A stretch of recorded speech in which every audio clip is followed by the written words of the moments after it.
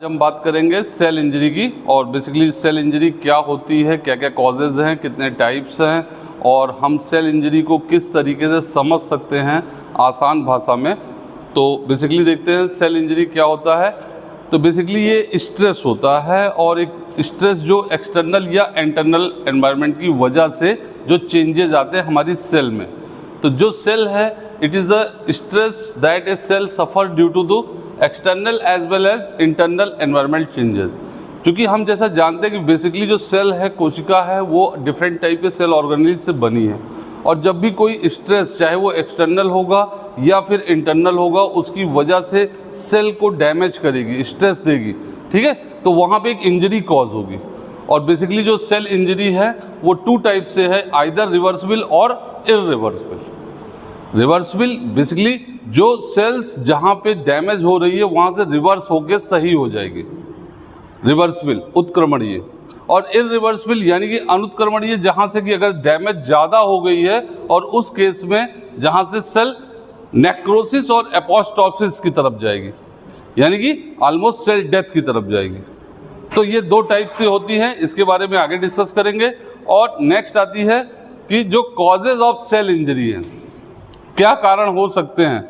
जैसा आप जानते हो कि सेल जो होती है बेसिकली एक प्लाज्मा मेम्ब्रेन होती है, यहाँ पे न्यूक्लियस होता है, डिफरेंट टाइप के ribosome, lysosome, Golgi bodies, mitochondria, ये सारी चीज़ें सेल के अंदर प्रेजेंट होती हैं और ये आपने 12th में बहुत अच्छे से पढ़ा है।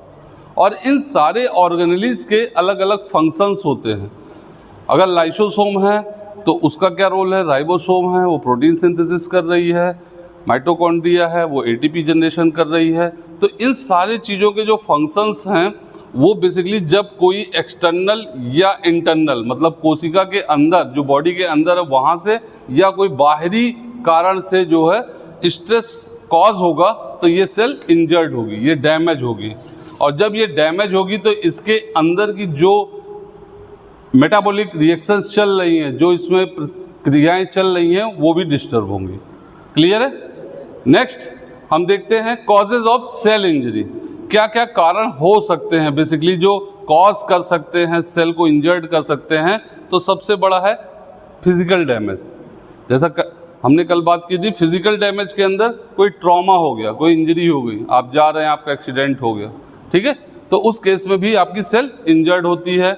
रेडिएशन के थ्रू सेल इंजर्ड हो सकती है, हीट बर्न के थ्रू सेल इंजर्ड हो सकती है, आप जल सकते हैं, कोई भी चीज़ हो सकती है। तो यहाँ पे ये कॉजेज हो सकते हैं in case of physical damage.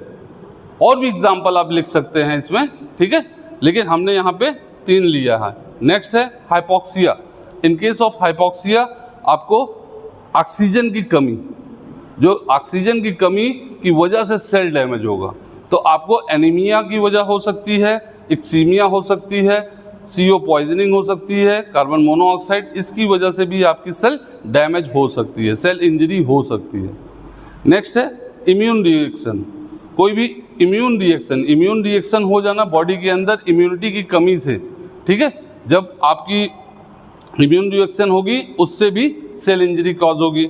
Next genetic disorder है, कोई भी पर्टिकुलर पर्सन में DNA में ही प्रॉब्लम है, उसकी जो adenine, guanine, cytosine, thymine, uracil है, उसकी जो सीक्वेंसिंग है वहाँ पे जेनेटिक डिसऑर्डर है, लंबे समय से चला आ रहा है। कई लोगों में आपने सुना होगा कि इनके बाबा को भी डायबिटीज़ था, इनको भी डायबिटीज़ है, इनको भी डायबिटीज़, तो वो कई जनरेशन से चीज़ें कंटिन्यू चल रही हैं, वो भी कॉज कर सकती हैं सेल इंजरी को। नेक्स्ट है आपका इन्फेक्शन, जैसे कि कोई भी बाहरी पैथोजन आ गया। बेसिकली ये जो टॉपिक है ये हम कवर कर रहे हैं पैथोफिजियोलॉजी में, और पैथोफिजियोलॉजी का मतलब है पैथोजन से। तो पैथोजन मीन्स कोई भी एक्सटर्नल ऑर्गन, जो वायरस है, फंगाई है, बैक्टीरिया है, उसकी वजह से कोई कॉज हो जाए और सेल इंजरी हो जाए। जैसे हम देखते हैं टीबी के केस में माइकोबैक्टीरियम ट्यूबरक्लोसिस, ठीक है, तो वो क्या अटैक करते हैं, कहाँ पे अटैक करते हैं, किस ऑर्गन पे, लंग्स पे, और वहाँ से डैमेज होती है और फिर रेस्पिरेटरी सिस्टम में डिसऑर्डर आता है, ठीक है। ऐसे UTI इन्फेक्शन है, यूरिनरी ट्रैक इन्फेक्शन, वो भी डिफरेंट डिजीज़ में आप देखेंगे तो ये बहुत बड़ा रोल प्ले करता है, जो वायरस है, बैक्टीरिया है, फंगाई है। अभी लेटेस्ट में जो आपकी एक डिजीज़ थी, कौन सी थी, कोरोना, वहाँ किस पे डिजीज पे, किस पे अटैक था, किस पे, वेरी गुड। तो वहाँ पे रेस्पिरेटरी ट्रैक पे था और प्रॉब्लम हो रही थी और हाइपोक्सिया की कंडीशन कॉज हो रही थी। तो जो कोरोना वायरस था उससे भी ये प्रॉब्लम हो रही थी कि सेल इंजरी हो रही थी और लास्ट सेल डेथ तक जा रहा था, जो आपने बिल्कुल अपने सामने देखा है, अपनी पीढ़ी में देखा है, ठीक है, मेजॉरिटी में देखा है। नेक्स्ट है न्यूट्रिशनल इम्बैलेंस। न्यूट्रिशनल इम्बैलेंस कि जो आपकी डाइट है उसमें प्रॉपर कार्बोहाइड्रेट, प्रोटीन, विटामिन या मल न्यूट्रिशन या कुपोषण के शिकार तो नहीं हो गए, तो उससे भी आपको सेल इंजरी कॉज हो सकती है। तो basically causes of cell injury कई प्रकार से हो सकती हैं और एग्जाम में आप इसे डिटेल में लिख सकते हैं, अलग अलग पॉइंट बना के। अगर आप सोचेंगे, ऐसा नहीं मैं जितना यहाँ पे बता रहा हूँ यही कंप्लीट है, इसमें आप और एडिशन कर सकते हैं। क्लियर है? तो सेल इंजरी कई तरीके से हो सकती हैं, कई डिजीज से हो सकती है, जेनेटिक हो सकती है, न्यूट्रिशनल हो सकती हैं, पैथोजन से हो सकती हैं। रिवर्सिबल और इरिवर्सिबल दो टाइप्स हैं और बेसिकली जो स्ट्रेस है ड्यू टू इंटरनल और एक्सटर्नल एनवायरनमेंट की वजह से, उससे आपको सेल इंजरी कॉज होती है। क्लियर है?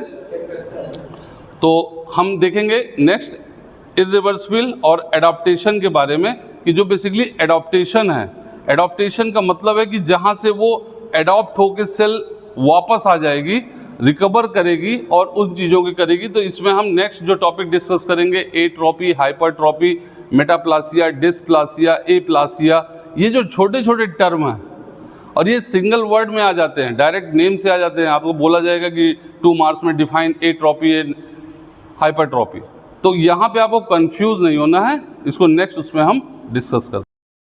आज हम डिस्कस करेंगे एडाप्टेशन। नेक्स्ट जो एडाप्टेशन के टॉपिक हैं, टर्म्स हैं सेल इंजरी के अंतर्गत, तो यहाँ पे हम देखेंगे जो पहला टर्म है एट्रोपी। बेसिकली एट्रोपी क्या होती है और हाइपरट्रोपी क्या होती है, हाइपरप्लासिया, मेटाप्लासिया, डिस्प्लासिया, इन सारे टर्म्स को समझेंगे इस वीडियो में। तो एट्रोपी में बेसिकली रिडक्शन होता है सेल साइज में। जो सेल है हमारी पर्टिकुलर, जिस सेल की बात कर रहे थे जहाँ पे इंजरी है, अगर वहाँ पे रिडक्शन हो रहा है, उसके टोटल साइज में कमी आ रही है, छोटा हो रहा है, श्रिंक कर रहा है, तो उसे हम एट्रोपी करेंगे। और उसका एक एग्जांपल यहाँ पे हमने दिखाया है कि सपोज दैट इस साइज के, नॉर्मल साइज के सेल्स हैं, देन इनका साइज छोटा हो जाना। तो सेल के साइज में अगर छोटा हो रहा है तो उस पर्टिकुलर टर्म को हम एट्रोपी नाम देंगे। बट इन केस अगर सेल साइज इंक्रीज कर रही है, सेल साइज बढ़ रही है तेजी से, तो उसको हम बोलेंगे हाइपरट्रोपी। क्या बोलेंगे? हाइपरट्रोपी। तो बेसिकली जो आपने देखा भी होगा कि एग्जाम्पल के लिए जो प्रेग्नेंट लेडी होती हैं उनके केस में यूट्रस और इन केस ऑफ ब्रेस्ट, इनमें जो है सेल साइज का इंक्रीज होना पाया जाता है। तो बेसिकली इसको हम हाइपरट्रोपी कहते हैं। नेक्स्ट आता है हाइपरप्लासिया। हाइपरप्लासिया के अंदर क्या होता है, यहाँ पे साइज की बात नहीं होगी, यहाँ पे बात होगी सेल नंबर की। तो नंबर ऑफ सेल का बढ़ जाना, नंबर ऑफ सेल्स का बढ़ जाना क्या कहलाएगा? हाइपरप्लासिया। जैसे यहाँ पे आप देख सकते हैं कि ये 4 सेल्स हैं और यहाँ पे नंबर ऑफ सेल्स हमने बढ़ा दिया। यहाँ पे साइज की बात हो रही थी, यहाँ पे नंबर्स की बात होगी। नेक्स्ट आता है टर्म आपका मेटाप्लासिया, और मेटाप्लासिया के अंदर हम देखते हैं रिवर्सिबल चेंज होता है। किसमें? सेल और टिश्यू में, कि पहले वो सेल किसी और अवस्था में होगी और देन उसमें रिवर्सिबल चेंजेस आ जाएंगे और उन चेंजेस की वजह से जो सेल होता है वो पर्टिकुलर अपना दूसरे फॉर्म में आ जाता है। ठीक है? तो ये कुछ पर्टिकुलर टर्म्स हैं जिनको आपको समझना है, देखना है, पढ़ना है और रिवाइज करना है।